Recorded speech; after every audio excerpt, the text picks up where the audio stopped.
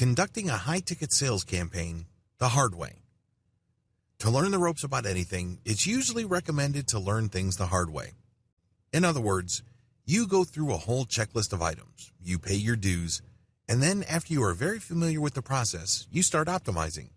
You keep that up until you come up with a streamlined system that is very different from what you started with.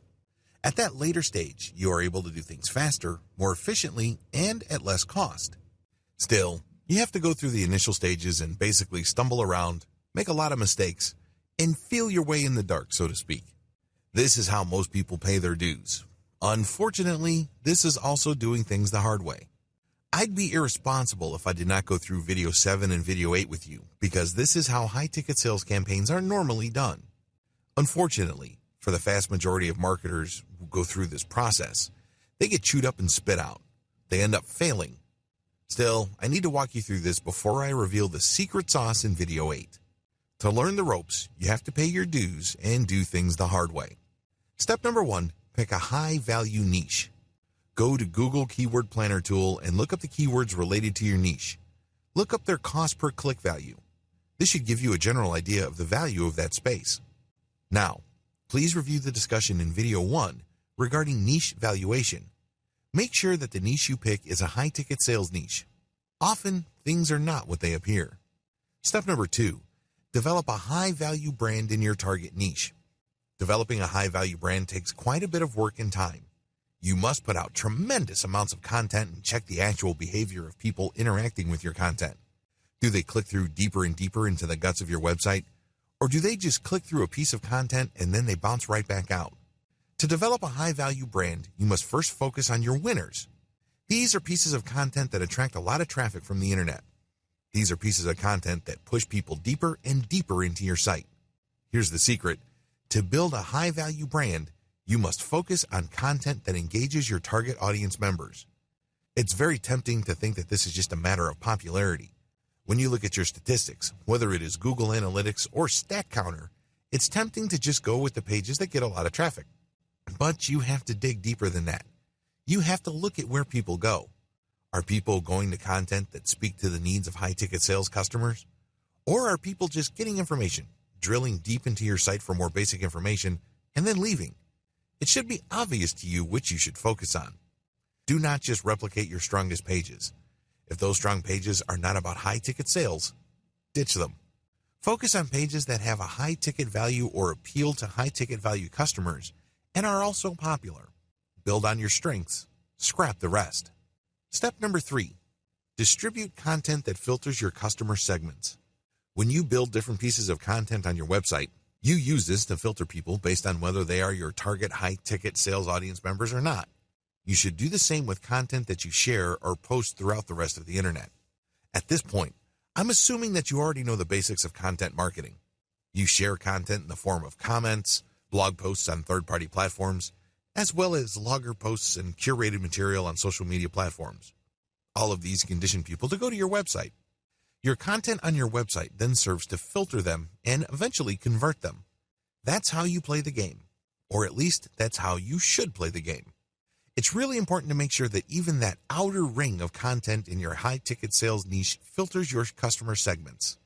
In other words, you don't want tire kickers or people who are just looking for information but are unwilling to pay anything to even hit your website. Why bother? They're a waste of time. I know that sounds rude, but it's also the truth. Because you're trying to create a system that converts online traffic into a lot of money, you do not have the time to mess around with volume traffic that doesn't go anywhere. This is why you need to distribute content that filters your customer segments based on these other platforms. This way, only people who are truly willing to pay good money will end up on your site. Step number 4, make it easy for your audience to find you and keep in constant contact with you. When I say your audience, I'm talking about high-ticket salespeople. I'm not talking about generic information seekers. Forget those. Make it easy for them to find you. This means create social media profiles, identify hashtags on Instagram, Pinterest, and Twitter that are directly related to your niche. Filter people on those platforms, and then get them to go to your website and convert them. In this context, conversion means getting them on your mailing list. This is how you keep in constant contact with them. Step number 5, send high-value content that segments your mailing list. Send high-value content to your mailing list, and then allow people to segregate themselves by joining sublists. At this point, there will still be people who are just looking for information. They will be in the minority, but if you don't manage this properly at this level, they're going to take a lot of your resources. You don't want list squatters because services like Aweber charge you money for the total size of your mailing list, regardless of whether they buy or not and regardless of how active your list is. What if a significant chunk of your mailing list are just squatters? You're losing money monthly. Don't do it. This is why you need to send high-value content to your mailing list and get people to sign up to a sub-mailing list. When people do this, you know that they are looking for high-ticket sales material. They are people who are serious about eventually spending a lot of money. For everybody else, you can purge them off your list.